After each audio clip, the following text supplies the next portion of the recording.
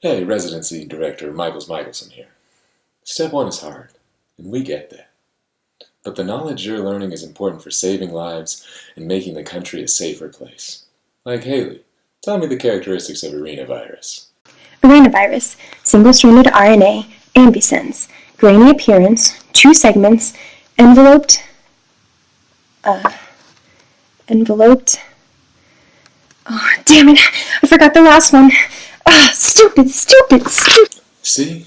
She's totally fine. Because here at the Residency Board, we care about you. About your mental health, physical wellness, and social well-being. Isn't that right, Matt? I haven't left my desk in 3 days. What a joker. But I mean, medicine is a quantitative profession, right? I mean, we're based on adequate care, throughput, and money made. I mean, lives saved. But what else are we going to judge you on? The content of your character? I mean, watch this. Ibrahim, what's the mechanism of action of the content of your character? Let me check. Wait, what? There's no Anki card for this? Why would you ask me this? Let me check another thing. There's no sketchy for it? Oh my god. There's not even a Boards and Beyond video for this? Is this one of those lecture-specific things? Why would you even ask me that? See? Ridiculous. I mean, step 1 matters the most because it's what tells us if you have the dedication and intelligence to make it in that field. I mean, what matters more? Patient interaction or the ability to memorize things? Ahoy, Mr. Jones! That's not right, Matt. You're not a pirate. Hello, Mr. Jones. How are you? No. Come on, Matt. Mr. Jones, you're infected with a spirochete bacterium that's treatable with penicillin, as you can tell by the painless ulcer on your... Oh, God. See, step 1 is difficult, and we totally get that. At the end of the day, we just want what's easiest for us. I mean, best for you. Hey, so that guy was terrible. We all know step 1 is going to be a grueling process, and it has been for many. That said, just because something is the way it is, doesn't mean it ought to be. Making step 1 pass-fail is a super exciting option, but it comes with us thinking about some other alternatives. So I wanted to ask you guys, Sims, what do you think about this? Guys, so what we want to do now is we want to show you a very simple image that we think depicts some of the alternatives for ways that we could be evaluated for residency. So like I said, it's a very simple image. Let me get it pulled up here. Here is the image. So there's a couple of different things I want you to notice about this image. So first I want you to look right here. If you look very closely, you should be able to count 1 million teeny tiny grains of sand on the ground. These should remind you of the number of non-clinically relevant facts you should have memorized by the time you start rotations.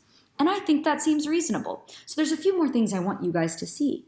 So if you look closely in this picture, right about here, I'll come in close. You may need a magnifying glass, but look in closely. I want you to see some rain behind these tents. And when you see this rain falling, I want you to think about cane, because rain rhymes with cane. And when you think about cane, I want you to think about candy canes. Elves love candy canes, and elf rhymes with shelf. So this should remind you of the shelf exams, another great option that we could be evaluated for residency. Okay, lastly, one more thing. If you look right about here, you should see a 2 below that dog. And when you see this 2, I want you to think about the math.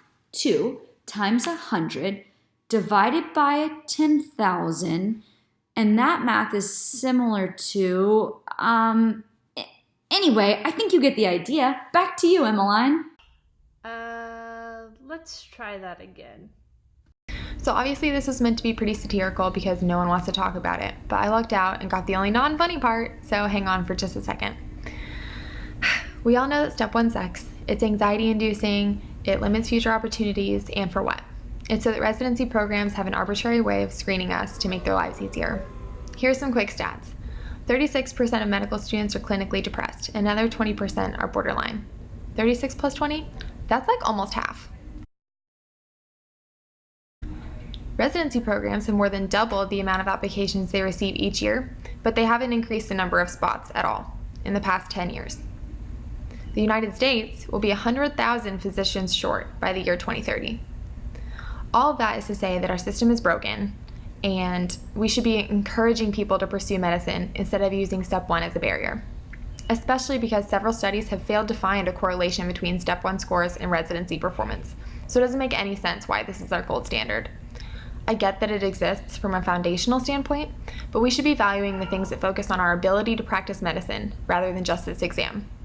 Step 2 scores have been strongly correlated to performance in residency. Shelf exams are specialty specific, and evaluations are from actual people that have actually talked to you and actually seen you with patients. Anyway, my point in saying all of that as we get ready to dive into step 1 studying is to remember that all of this is irrelevant because we have to do it anyway. But but really, there are still so many other factors that are so much more important than your step 1 score. Good luck, guys. In addition to the mental, emotional, and really to some degree physical well-being that step 1 has on students, the exam itself costs a bunch of money, not to mention all of the study materials that come along with it. Anyways, where does that money even go? Thankfully, we have Mr. USMLE here willing to really shed some light on this issue. So without further ado, we'll turn it over to you. All right, can you walk with me, please? All right. I'm sorry, I gotta take this. It's just babe. Hey, yo, babe, what's up? I know, yeah, we signed up 20 more people. Yeah, we can definitely get you that new Rolex, what you wanted. The one that tells you when it's hammer time? You already know. That's what I'm talking about. Okay. I mean, yeah, it's an important exam. I think they learn or take stuff that they are supposed to know. I don't know. I saw this kid talking about some weird stuff I've never even heard about in the hospital. But who cares? I got my money, you get your watch, and you know what? I'm gonna throw in a new Gucci bag in for you. Alright. Oh wait, okay. I gotta go. Just a question. Alright. Yeah, so what did you want again? Oh gosh. Sarah, can you speak to this?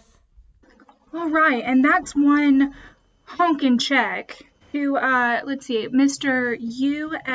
USMLE for Rolex watch number 10? Wait.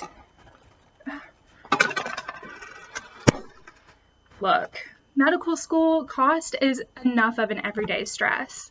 Tuition alone costs over $200,000, not to mention the cost of living and one-day residency applications. Once you add the cost of an exam, almost a month's rent, plus the Q banks, plus Boards and Beyond, plus Sketchy, plus Pathoma, plus the actual cost of first aid, and so on. Not only does this potentially influence what type of medicine we go into, it also contributes to an inherent sample bias, more often than we'd like, in who becomes a doctor and who applies to medical school. We all know we need more doctors. And we all know we need to diversify those who provide care. Let's put our heads together and think of ways we can remove one more barrier towards that, cost being a large one.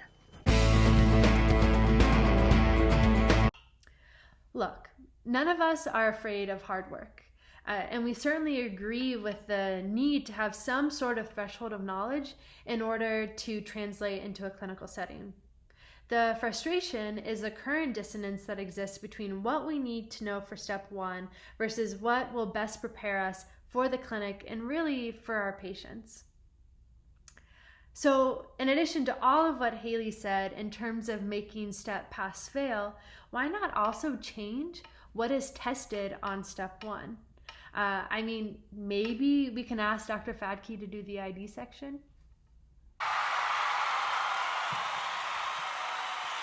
And so in that process with A, making step 1 pass fail, so a minimal competency exam, and B, making it more clinically relevant, if that alleviates also some of the stress around it, maybe we could have extra bandwidth to think about some of the larger issues.